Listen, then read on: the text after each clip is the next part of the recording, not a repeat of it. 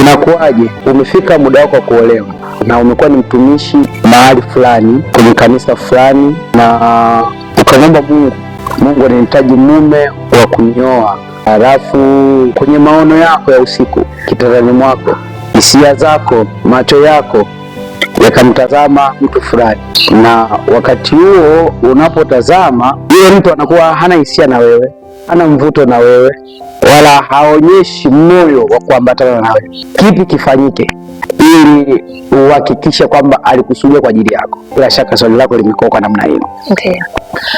Mimi nitakuwa na namna 2 au 3 ambazo tutaweza kukujibu. Jambo la kwanza, kama mwanamke ana wajibu wa kumwomba Mungu apate mtu sahihi.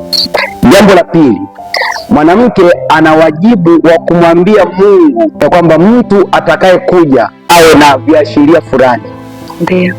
Jambo la 3, mwanamke anayehitaji kuolewa, wakati anapokuwa akimwomba Mungu, anatakiwa kuwa mwangalifu katika kutegua mtego ambao shetani anaweza kautega kwake kwenye kuhitaji mtu sahihi wa kuoa naye. Sehemu ya kwanza, ana wajibu wa kumwambia Mungu hiyo uhitaji mtu sahihi. Haina maana kwamba yeye ataweza kuona alafu na yule mtu atakayemwona atakuwa wa kwake.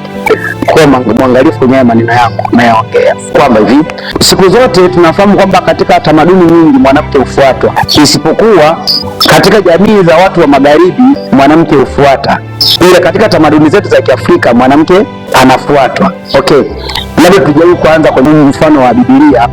Wakati Rebeka anahitaji kuolewa, wakati wa Isaka, Ibrahimu anaagiza mtu aende kwa wajomba zake Isaka akatafute mtu mwanamke ambaye mtu huyo atakuja kuwa mke wa mtoto wake ambaye ni Isaka. Bila shaka katika scenario hiyo unaweza kuona kwamba Rebeka alimwomba Mungu anahitaji mtu wa kuambatana naye. Sasa kazi ya kumleta mtu wa kuoa naye sio macho yake, ila Mungu wa mbinguni ana kazi ya kumleta mtu kwa ajili ya maisha ya mwanamke.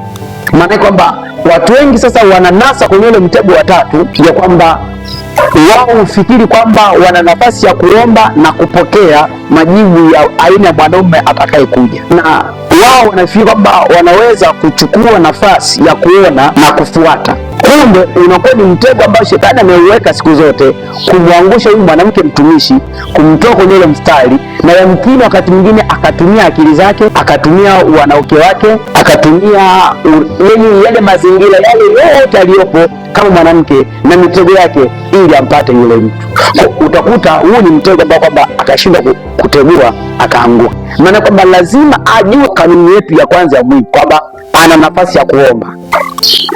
Anayefanya ni Mungu. Atakuja kwa namna gani? Mungu anajua.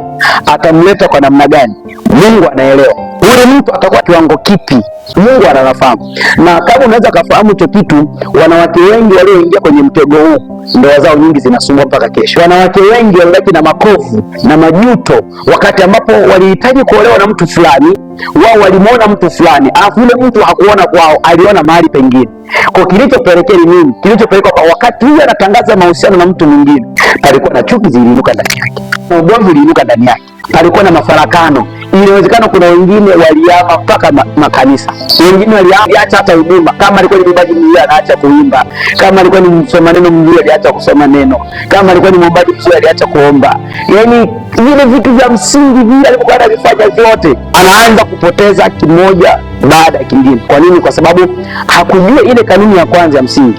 Anayo nafasi ya kuomba, Mungu, muda wangu umefika kwa nahitaji mtu sahihi, nahitaji ubavu wangu popote ulipo na utaka, ila hakupewa macho ya kuona. Wakati anapokuja yule mtu sasa, Mungu hufungua macho yake na kumwambia huyu ndiye ambaye unatakiwa ufike kwako.